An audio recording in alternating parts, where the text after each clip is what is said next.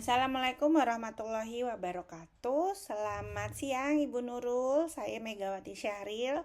Di kesempatan hari ini mohon izin untuk mempresentasikan penelitian yang insya Allah akan saya laksanakan, yakni The Power of Consumption, The Role of Stereotypes and Consumer Adoption of Products Made by People with Disabilities.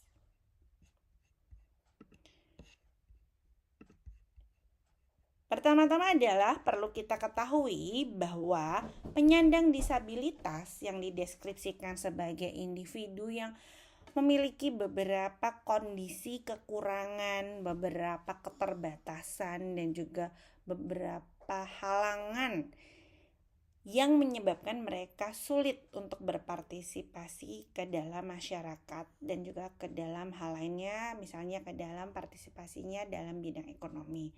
Ternyata mereka ini merepresentasikan lebih dari 16% dari populasi global.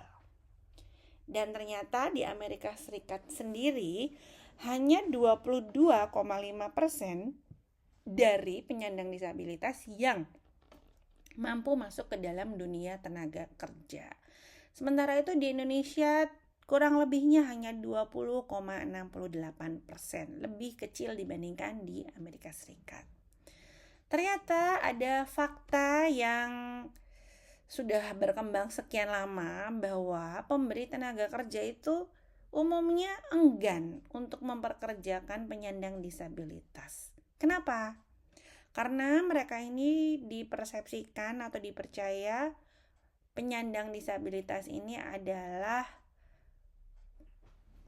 memiliki kondisi di mana keterbatasan mereka ini adalah salah satu penghalang, sehingga persepsi yang ada mereka ini kompetensinya kurang atau rendah. Sementara itu kita bisa lihat bahwa fokus dari kompetensi atau competence attribute ini adalah salah satu fokus penting dalam mengevaluasi mengevaluasi lamaran kerja. Namun sebaliknya, beberapa penelitian mendemonstrasikan beberapa keunggulan yang didapat perusahaan ketika mereka memperkerjakan penyandang disabilitas. Salah satunya adalah adanya peningkatan nilai-nilai respect, kemudian adanya image bahwa ternyata perusahaan tersebut melakukan equal treatment untuk grup minoritas. Kemudian berkaitan juga dengan loyalitas konsumen, ini juga meningkat ketika perusahaan melihat bahwa perusahaan tertentu ini meng-hire atau memperkerjakan penyandang disabilitas. Karena mereka melihat persepsi dari perusahaan tersebut dianggap lebih memiliki tanggung jawab sosial. Sehingga ini adalah kondisi yang kontradiktif dan cukup menarik. Di sisi lain adalah persepsi kompetensi yang rendah, di sisi lain adalah beberapa keunggulan dengan memperkerjakan penyandang disabilitas. Sehingga bisa dikatakan terdapat kebutuhan untuk lebih memberikan ruang inklusif dan juga equitable society, di mana penyandang disabilitas ini akhirnya diharapkan bisa berpartisipasi dalam perkembangan ekonomi dan berkontribusi bagi komunitas dan masyarakat pada umumnya. Hal ini juga mensupport dari tujuan United Nations, tepatnya SDG 17 Goals, to transform the world for persons with disabilities, dengan tujuannya untuk mengurangi kemiskinan, memberdayakan semua kaum masyarakat termasuk penyandang disabilitas, dan mengencourage sustainable development. Di dalam studi saya terdapat 3 research plan. Yang pertama adalah SLR, yang kedua adalah empiris, dan yang ketiga juga empiris yang akan saya jelaskan selanjutnya. Di SLR ini terdapat 3 gap. Yang pertama adalah gap teori, di mana terdapat gap yang ada dalam penelitian yang meneliti perilaku konsumen, khususnya terkait dengan produk-produk yang dibuat oleh penyandang disabilitas. Kemudian dari sisi empirisnya, ini adalah ternyata mayoritas dari literatur yang ada ini mereka menggambarkan penyandang disabilitas ini, penelitiannya lebih banyak memberikan kondisi mereka sebagai pasif resipien dibandingkan kondisi bahwa penyandang disabilitas ini adalah kontributor aktif. Walaupun faktanya di sini sudah banyak kita bisa lihat beberapa penyandang disabilitas yang mampu berkontribusi dari sisi ekonomi, bisnis, dan lain sebagainya. Tidak hanya sebagai objek. Dan dari sisi practical gap-nya masih bisa kita katakan masih ada defisiensi dari sisi regulasi yang bertujuan untuk mempromosikan penyandang disabilitas, terutama di negara berkembang. Sehingga SLR ini memperkuat temuan bahwa secara teori masih banyak ruang yang bisa digali dari sisi teori tentang bagaimana penyandang disabilitas yang bisa berkontribusi dari sisi ekonomi ini bisa semakin berkembang lagi. Dari sisi empiris juga sangat besar peluangnya, dan dari sisi praktisi juga masih ada beberapa regulasi yang kurang. Salah satunya adalah belum adanya regulasi yang mengatur bahwa di beberapa katakanlah kementerian misalnya, mereka harusnya memberikan ruang untuk mendukung penyandang disabilitas, karena ternyata beberapa persentase dari pekerjanya juga belum memenuhi jumlah penyandang disabilitas yang seharusnya diperkerjakan. Sehingga di SLR ini bisa dikatakan temuan ini mendukung untuk dilakukan penelitian-penelitian yang terkait dengan penyandang disabilitas dan juga produk yang dihasilkan oleh mereka. Kemudian di sini studi 1 SLR ini adalah kriterianya adalah penelitian yang dipublikasikan melalui peer review journal, dipublikasikan sampai tahun 2025, di mana studi dari literatur ini fokus terhadap perilaku konsumen, persepsi, atau strategi marketing yang berhubungan dengan produk yang dibuat oleh penyandang disabilitas.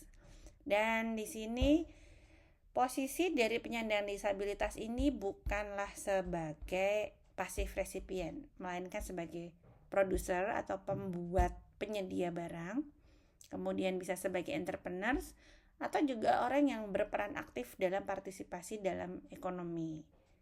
Kemudian publikasi dalam bahasa Inggris, baik itu kualitatif dan kuantitatif, termasuk theoretical framework dan juga data empiris. Diambil dari Scopus, kemudian dari Web of Science dan juga Google Scholar, dengan search term atau bulan approach-nya adalah disability made products atau disability inclusive product atau product by people with disabilities atau customer behavior, consumer behavior, buyer behavior, or purchase intention. Ini adalah tahapan dari studi 1, terdapat 8 tahap.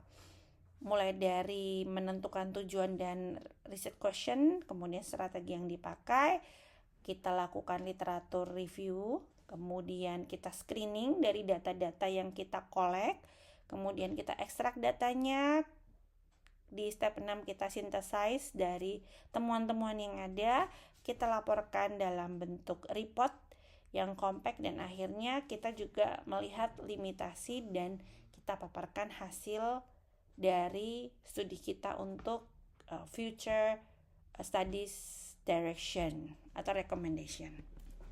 Kemudian studi 2 ini ada tambahan, di mana di sini kita ingin melihat dari sisi empirisnya tentang persepsi produk yang dibuat oleh penyandang disabilitas terkait dengan niat beli. Ternyata masih ada gapnya. Dari sisi teori ternyata masih cukup terbatas integrasi penelitian yang mengintegrasikan disabilitas dan teori-teori dari perilaku konsumen. Kemudian ini juga banyak social perception dan stigma yang masih muncul terkait dengan penyandang disabilitas. Dan existing theory on stigma ini belum cukup dapat untuk memahami bagaimana stereotip atau stigma ini berkaitan dengan penyandang disabilitas yang sebetulnya memiliki pengaruh terhadap persepsi konsumen, terhadap kualitas produk, kemudian nilai, dan juga niat beli. Sementara itu dari sisi empiris, ini masih juga insufficient research tentang bagaimana persepsi produk yang dibuat oleh penyandang disabilitas. Dan grup disabilitas dari berbagai background ini juga masih underrepresented. Masih perlu ruang yang cukup luas untuk mereka untuk diekspos atau direpresentasikan ke dalam masyarakat dan berbagai konteks lainnya. Dan topik ini beberapa dilakukan penelitian yang sifatnya itu lebih localized dan juga terkadang konteksnya lebih ke konteks budaya. Ternyata cross country comparability research masih cukup jarang dilakukan. Dan dari sisi practical gap, untuk para pebisnis atau para pemilik usaha atau pengusaha yang memiliki usaha serupa, ini masih kurang mendapatkan beberapa insight, khususnya dari sisi pemasaran produk yang dibuat oleh penyandang disabilitas. Sehingga bisa dikatakan di gap praktikal ini masih ada perlu untuk memahami lebih dalam melihat masalah apa yang terjadi, peluang seperti apa yang dihadapi oleh penyandang disabilitas yang memiliki usaha, dan dapat kita berikan insight ke depannya untuk lebih baik. Sehingga beberapa research questionnya adalah faktor apa yang mempengaruhi persepsi konsumen terhadap produk yang dibuat oleh penyandang disabilitas. Kemudian bagaimana pandangan konsumen terhadap produk yang dibuat oleh penyandang disabilitas ini mampu mempengaruhi niat beli. Kemudian apakah beberapa kategori dari penyandang disabilitas, yakni penyandang disabilitas fisik atau penyandang disabilitas intelektual, itu mempengaruhi persepsi konsumen dan juga niat beli di alur tertentu, di alur yang khusus misalnya. Kemudian bagaimana budaya dan karakteristik demografi baik sisi usia, gender, sosial ekonomi, level sosial ekonomi ini mempengaruhi persepsi konsumen terhadap produk yang dibuat oleh penyandang disabilitas. Sehingga secara umum tujuan dari studi 2 ini adalah untuk menentukan karakteristik utama apa saja yang mempengaruhi pandangan atau persepsi konsumen terhadap produk atau barang yang dibuat oleh penyandang disabilitas.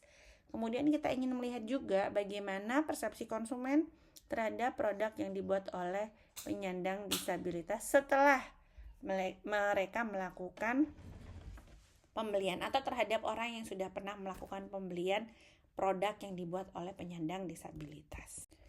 Ini adalah conceptual framework dari penelitian di studi 2, yaitu dari sisi theory of consumption value terdapat 5 nilai yang membentuk theory of consumption value, yaitu functional value, social value, conditional value, emotional value, dan epistemic value.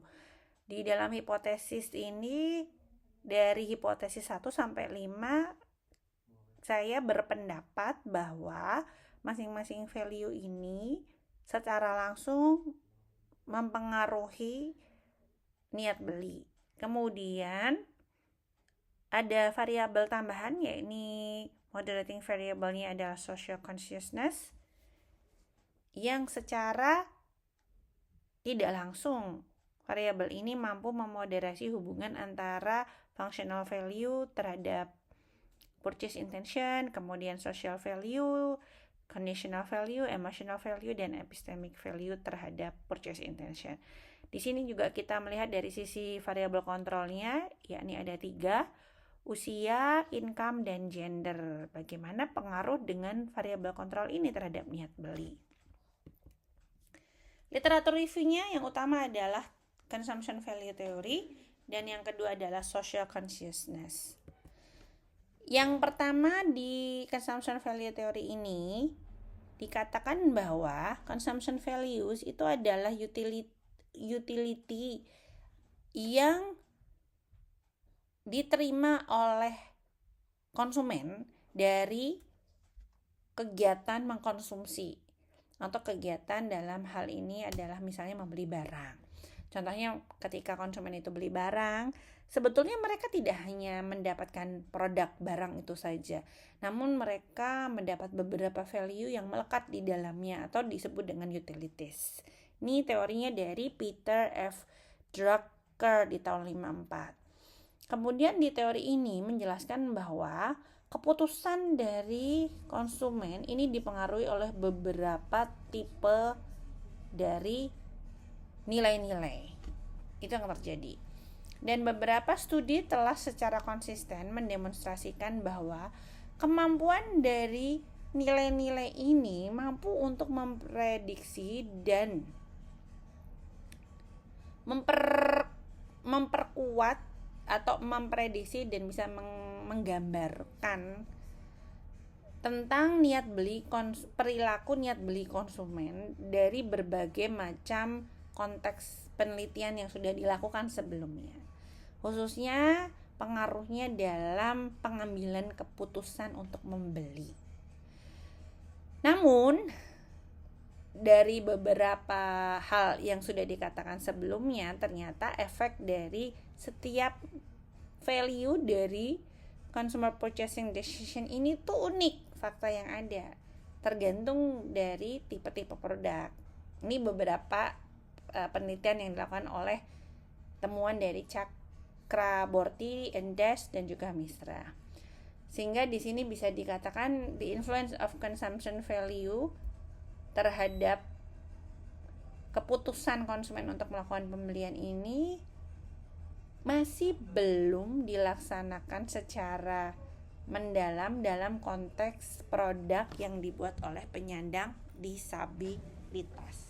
Selanjutnya adalah dari penelitian Chakraborty and Des tahun 2022, di mana riset ini menggunakan theory of consumption values untuk menganalisa niat beli dalam konteks natural food product. Dan hasilnya adalah bahwa functional, emotional, conditional, and epistemic value ini memiliki impact yang signifikan terhadap niat beli. Kemudian dari Seth et al. Di tahun 91 yang menjelaskan bahwa penelitian yang penting untuk menjelaskan dan memberikan paparan tentang theory of consumption values yang menekankan pada functional, emotional, social, epistemic, and conditional consumption values yang mempengaruhi pilihan konsumen.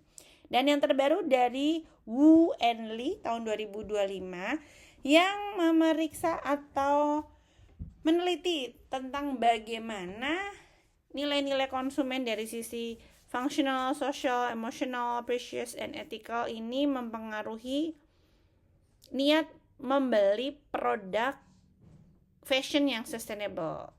Jadi ini dikombinasikan dengan theory of consumption value dan juga theory of planned behavior. Kemudian tadi ada variabel moderating yang disebut dengan social consciousness. Ini adalah gagasan yang menjelaskan, jadi menjelaskan dan mengkontemplasikan isu-isu sosial yang ada, serta bagaimana impact-nya terkait dengan aksi individu dalam masyarakat dan berhubungan dengan lingkungan. Dan di penelitian sebelumnya ini social consciousness ini ternyata bisa mengguide konsumen untuk mencari produk yang bisa address dari isu-isu ini. Jadi konsumen yang peduli misalnya dengan lingkungan atau peduli dengan sampah, mereka akan cenderung mencari produk packaging contohnya yang biodegradable. Kemudian dari penelitian Guven et al. Tahun 2024, ternyata konsumen ini cenderung akan lebih menyukai atau cenderung untuk membeli produk tadi seperti yang disebutkan sebelumnya yang environmentally product. Dan di sini mereka akan membeli ketika produk environmentally friendly ini dipersepsikan sebagai produk yang juga memiliki, yang juga valuable, yang berguna dalam sisi kegunaannya, functionality. Jadi memiliki nilai in terms of functionality. Contohnya produknya juga harus durable, memiliki kekuatan yang cukup baik, awet, tahan lama. Terkait dengan social consciousness juga di produk biodegradable, contohnya ini mampu mengurangi plastik, sampah plastik. Kemudian dari sisi novelty dan informasi yang terkait dengan sustainable product, ternyata sustainable product ini lebih dianggap memiliki nilai oleh konsumen yang juga peduli dengan isu-isu sosial. Dan ini meningkatkan niat beli mereka, dan dari sisi nilai epistemiknya mereka menjadi lebih peduli, lebih aware terhadap bagaimana impact-nya dari sisi lingkungan dan dari sisi sosial dengan pembelian yang mereka lakukan. Kemudian studi yang kedua adalah studi empiris menggunakan metodologi triangulasi yang mengintegrasikan kuantitatif dan kualitatif data untuk menginvestigasi pengaruh dari karakteristik stereotip yang melekat terhadap penyandang disabilitas. Itu dilihat dari dua aspek. Di stereotip konten ini dilihat dari warmth and competence terkait dengan consumer behavior terhadap produk yang lagi-lagi dibuat oleh penyandang disabilitas. Nah, di studi 2 kita menggunakan penelitian empiris 2 studi triangulasinya. Yang pertama adalah secara kuantitatif dulu nih. Digali tentang bagaimana impact dari consumption values terhadap niat beli. Nah, studi 2-nya kita mengeksplorasi secara kualitatif terhadap dinamika yang ada dari hasil temuan di studi 1 untuk menguatkan dan mengklarifikasi temuan-temuan di studi 1 yang bersifat kuantitatif. Diharapkan studi 2 ini bisa memberikan pemahaman yang lebih mendalam terhadap perilaku konsumen dalam konteks produk yang dibuat oleh penyandang disabilitas. Kemudian data collection-nya dilakukan di Indonesia, di mana populasi penduduk Indonesia ini adalah populasi yang cukup banyak, dan ternyata 10% dari populasi ini adalah penyandang disabilitas yang mereka 24 juta kurang lebih populasi dari penyandang disabilitas ini sayangnya hidup di bawah garis kemiskinan, dan mereka sering sekali mengalami kesulitan untuk mengakses dari sisi akses kesehatan, pendidikan, pelatihan, dan juga untuk mendapatkan pekerjaan yang layak. Kemudian kita akan melakukan survei secara online yang akan dilakukan untuk menggali, mendapatkan data dengan tekniknya adalah purposive sampling. Targetnya adalah orang Indonesia yang aware, yang paham, yang tahu tentang produk-produk disabilitas. Kemudian untuk memastikan adanya datanya ini akurat, kuesionernya ini ditranslasikan back to back ya, dari bahasa Inggris di bahasa Indonesia kan, dengan multi-stage process yang tentunya sesuai dengan guideline yang dikembangkan oleh Beaton et al. Di tahun 2000. Studi yang ketiga adalah dengan triangulasi approach, yaitu kita menggunakan stereotip content model yang menganalisa stereotip dari dua hal, yakni warmth and competence, yang ternyata mampu memberikan atau mampu untuk menjelaskan perilaku konsumen. Dalam hal ini tentunya konteksnya adalah produk yang dibuat oleh penyandang disabilitas dan ternyata masih sangat underexplore. Sehingga riset questionnya digali dari sisi kuantitatif ini, kita ingin melihat bagaimana WAM and competence ini, dari sisi stereotip WAM and competence ini mampu mendeterminasikan perilaku konsumen terhadap produk yang dibuat oleh penyandang disabilitas. Dan dengan kita melakukan in-depth interview, kita bisa melihat apa saja impact dari stereotyping, yakni WAM and competence, bersamaan dengan beberapa faktor kontekstual lainnya yang mempengaruhi perilaku pembelian konsumen terhadap produk yang dibuat oleh penyandang disabilitas. Sehingga di sini kita punya research goal yang mampu melihat lebih dalam faktor-faktor yang mempengaruhi perilaku pembelian dari sisi bagaimanakah stereotyping mempengaruhi faktor-faktor yang bisa menentukan purchase behavior, dan juga kita mengadres gap, memvalidasi dan mengembangkan dari hasil dari studi yang pertama, dari yang kuantitatif, untuk memberikan beberapa insight dari sisi strategi pemasaran, khususnya untuk menguatkan potensi dari produk yang dibuat, kapabilitas dari penyandang disabilitas ini. Kita ingin meningkatkan persepsi kompetensi mereka dan kita ingin mensupport yang namanya pemasaran inklusif, sehingga ini akan sangat berkontribusi terhadap ekonomi inklusi. Ini adalah konseptual frameworknya. Dari sisi produk yang dibuat oleh mereka, kita akan melihat, membandingkan bagaimana produk yang memiliki keterlibatan teknologi dibandingkan dengan produk yang dibuat tanpa adanya teknologi. Kemudian stereotip dari disabilitas dilihat dari sisi WAM and competence. Apakah motif dari utilitarian versus hedonic ini akan mempengaruhi juga dari purchase behavior-nya. Ini yang akan kita lihat. Sehingga kita akan melihat bahwa sebetulnya misalnya produk yang dibuat oleh penyandang disabilitas yang memiliki keterlibatan teknologi di dalamnya, ini akan lebih menarik untuk konsumen yang lebih kuat dari sisi motif utilitariannya. Kenapa? Karena utilitarian motif ini mereka akan lebih kuat dari sisi utilities yang dimiliki oleh produk yang ditawarkan. Misalnya adalah functionnya. Kemudian kalau dari sisi selanjutnya, produk yang dibuat oleh penyandang disabilitas yang tidak memiliki teknologi, dari sisi konsumen yang memiliki motif hedonik, ini akan lebih kuat dipengaruhi WAM-nya. Jadi persepsinya lebih WAM. Kalau yang tadi, yang teknologi ini, untuk konsumen yang motifnya utilitarian, mereka akan melihat kompetensi.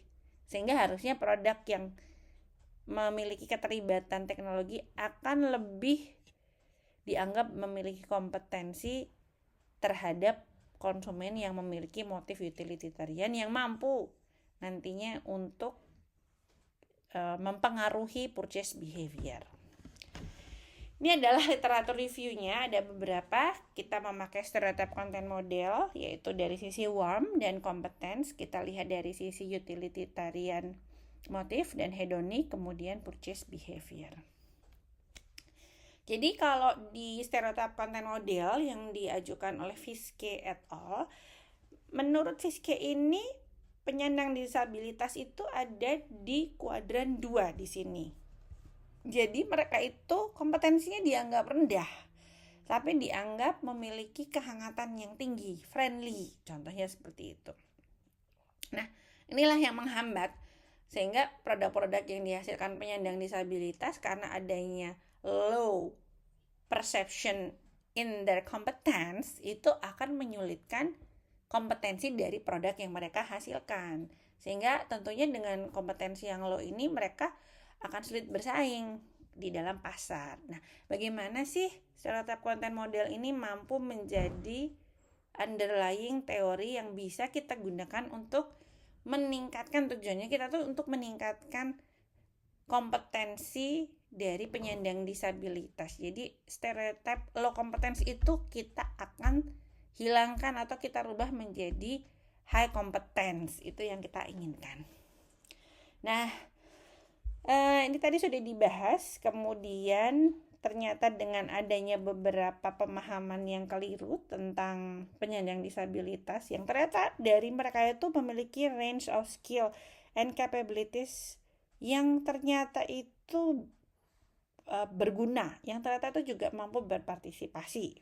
Nah, sehingga untuk mengilustrasikan mix dari stereotip konten model ini, kita harapkan seperti di penelitian Masciolo ini, ternyata people with disabilities itu berkaitan dengan atribut positif. Jadi dari sisi friendly, empathy. Nah, tapi masih ternyata temuannya lack of capability. Sehingga di SCM ini yang dikategorikan dengan one and competence ini, walaupun mereka dipersepsikan high WAM namun low kompetensi, ini menghasilkan beberapa paternalistic attitudes dan beberapa perilaku seperti misalnya kecenderungan untuk merasa kasihan dibanding untuk rasa respect, kemudian empowermentnya masih kurang, sehingga dari berbagai implikasi stigma yang ada di sekitarnya, ternyata mereka itu juga memiliki sebenarnya kapasitas untuk secara aktif engage terlibat dalam kegiatan ekonomi. Nah, stereotip konten model dan disabilitas ini faktanya adalah masih banyak miskonsepsi yang terjadi terhadap produk yang dibuat oleh mereka, terutama karena low competence stereotip inilah sehingga kualitasnya itu juga dianggap low, sehingga yang keluar adalah rasa kasihan, dan akhirnya produk dari penyandang disabilitas itu dianggap undervalue. Dan kalau undervalue, otomatis kita akan menganggap bahwa persepsinya juga kurang. Dan persepsi dari produk yang dibuat penyandang disabilitas ini dibentuk dari beberapa bias yang melekat. Jadi mereka dianggap less kompeten, kemudian mereka dianggap helpless, dan akhirnya di beberapa kesempatan juga mereka dianggap sulit untuk bisa work in a work related context. Sementara ini masih menjadi persepsi. Dan ternyata kalau ini terus, faktanya ini akan menjadi penghalang yang akan merugikan penyandang disabilitas ini, dan ini harus kita cari solusinya. Dan konsumen dapat memandang produk yang dibuat disabilitas itu sebetulnya sebagai simbol inklusivitas dan juga empowerment seperti yang didapatkan atau dipaparkan oleh penelitian dari Indarti et al. Tahun 2024. Sehingga dengan adanya simbol-simbol inklusivitas dan empowerment yang dilakukan, ini dapat melebihi dari nilai value functional value, nilai fungsi yang ada, yang akhirnya bisa meningkatkan, membangkitkan sense dari kepuasan moral yang didapat oleh konsumen yang mampu resonate dengan ini, dan juga dari penyandang disabilitas itu sendiri. Kemudian masih ada yang bisa kita lakukan untuk memahami lebih dalam tentang bagaimana produk penyandang disabilitas ini bisa diterima secara luas dan juga bisa di-embrace oleh society, oleh masyarakat, diterima dengan baik dan juga dipuji, dianggap layak dan mampu bersaing dengan produk non-disable. Nah, dari sisi utilitarian ini adalah penekanannya pada fungsi, kemudian instrumental yang melekat di dalamnya, dan juga keunggulan praktis yang ada dari produk yang didapat. Dan ini umumnya berdasarkan perceived utility untuk beberapa fungsi-fungsi tertentu, contohnya dari sisi atribut secara fisik, dan juga bagaimana ini bisa corresponding dengan economic concept dari value concept dari nilai-nilai ekonomi itu sendiri. Dan menurut Babin et al. Tahun 94, ternyata utilitarian value ini mempengaruhi keputusan pembelian. Nah, dalam hal ini adalah beberapa produknya adalah produk yang penting-penting sehingga menekankan tentang adanya rational decision making. Jadi ini bersifat lebih rasional, analisanya lebih rasional. Dan produk yang dibuat oleh penyandang disabilitas seperti produk handmade, kemudian produk-produk yang memiliki fungsi ini juga ternyata bisa menarik konsumen yang mereka juga memiliki interest dari sisi utilitarian value. Jadi kalau konsumennya itu adalah konsumen yang practical, goal oriented, mereka akan melihat dari sisi seberapa resonate dari produk ini mampu cocok untuk rational decision making dari konsumen. Kalau dari hedonik, ini adalah prinsip filosofi yang menekankan lebih kepada kenyamanan, rasa, kemudian sensori yang tujuannya ini lebih ke eksistensi. Kemudian motivasi atau nilai hedonik ini lebih kuat di sisi emosional yang memberikan benefit emosi dibandingkan tadi fungsi. Jadi memberikan rasa pleasure, nyaman, dan juga salah satu sisi dari ekspresi diri. Dan dari penelitian Holbrook and Hirschman tahun 82 menekankan bahwa hedonic consumption ini melebihi dari sisi sensorinya. Jadi dia beyond dan akan mempengaruhi dan memberikan pengalaman afeksi.